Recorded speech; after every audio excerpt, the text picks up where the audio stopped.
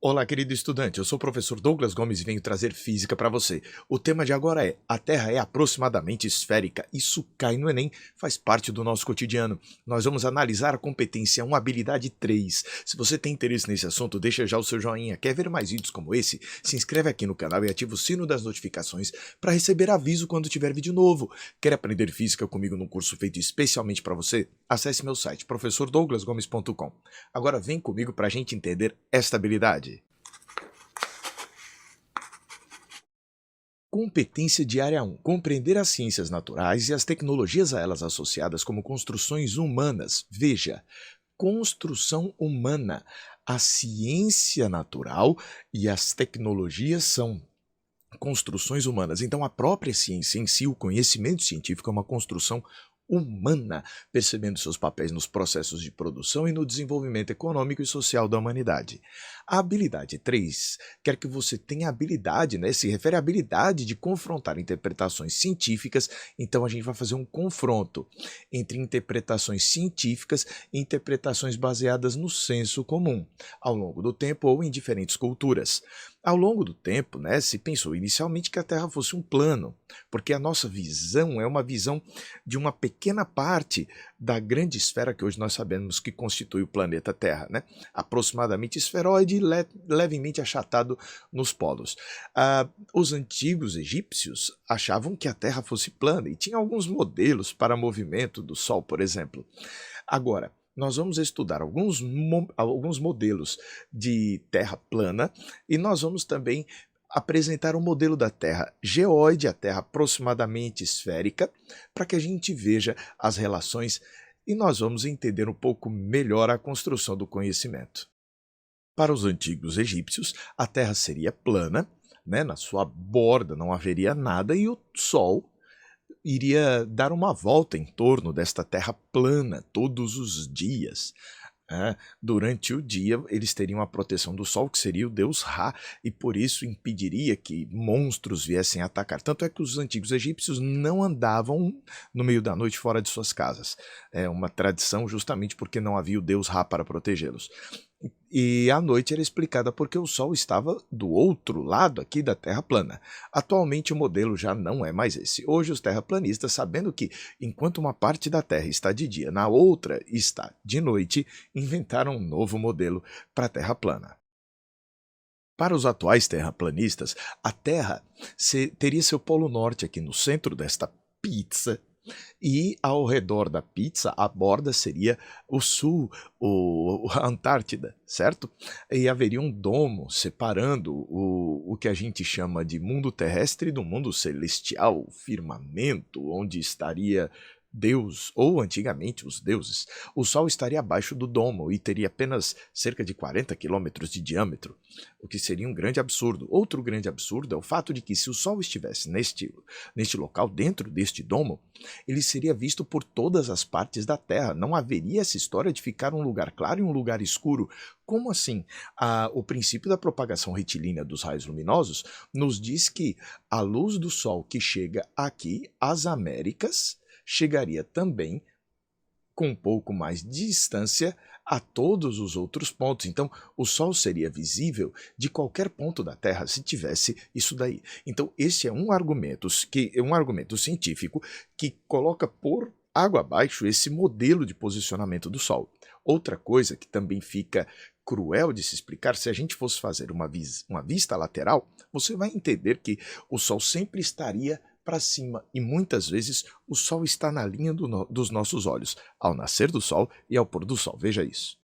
Observe aqui ao lado que você vai ver o Sol, fazendo chegar luz de um lado e do outro. Mas você pode argumentar que, à medida que nós vamos nos afastando de uma fonte luminosa, vai perdendo a intensidade, mas não chega a perder tanto, principalmente o Sol, que tem uma luz extremamente intensa, não chega a perder tanto a ponto de ficar invisível. Então você teria a vista do Sol de todos os pontos. E outra, sempre com uma certa angulação. Era como se o Sol estivesse sempre ao meio-dia. Como então a gente vai enxergar essa história do Sol? O Sol passando sempre ao meio-dia na nossa cabeça? Isso não é verdade. Então, vou mostrar para você um pouco da ideia de como o globo vai fazer sentido maior para a gente. Com o modelo geoide, globo, esférico, né, temos muitos nomes para este modelo, a gente consegue entender de forma mais interessante o dia e a noite terrestres, mesmo que você pense que a Terra está no centro do universo e o Sol gira em torno dela. Para uma pessoa que esteja nesta região, cadê? Vamos colocar aqui, ó, uma pessoa nesta região, o Sol está na linha do horizonte, está aparecendo agora. Depois, à medida que a Terra vai girando, ela vai encontrar bem aqui, ó, o Sol a pino. Aí ela vê o Sol lá mais em cima. A Terra vai girando em torno do seu próprio eixo e dali a pouco ela vai enxergar o Sol com uma outra angulação. Veja que à medida que o dia passa, a gente vai enxergando o Sol em ângulos diferentes. Este aqui no horizonte, este aqui, ó, a gente está enxergando como se o Sol estivesse subindo. Aqui você vai ter que fazer assim, para conseguir enxergar o Sol. Então, este modelo do globo vai favorecer a compreensão do dia e da noite. Agora, além disso, este modelo nos permite compreender as estações do ano. O eixo de rotação da Terra em torno, né, de si mesma tem uma inclinação em relação à órbita em torno do Sol.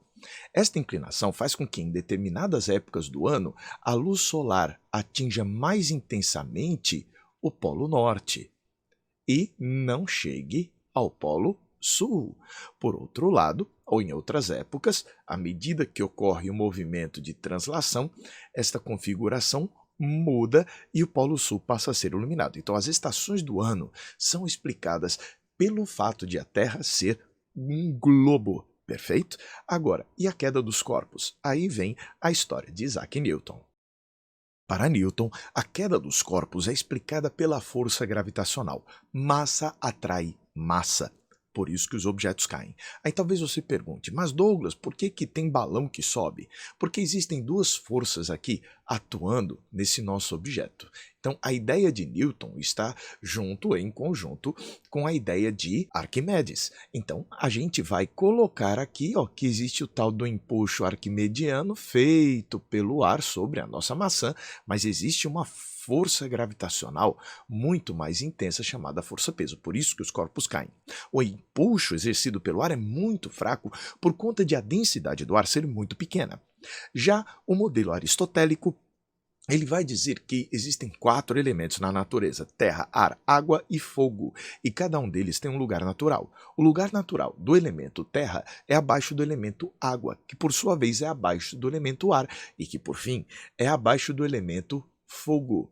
Quando a gente tira um elemento de seu lugar natural, que seria nessa sequência, ele tende a voltar ao lugar natural dele. Por exemplo, vamos pegar aqui um pedaço de rocha e trazer para o ar. Na hora que você pega um pedaço de pedra e traz para o ar, este pedaço de pedra vai querer voltar ao seu lugar natural. Então ele cai do ar para a água e da água para a terra. Por outro lado, se você pegar e fizer uma bolha de ar dentro da água, a tendência da bolha de ar é subir.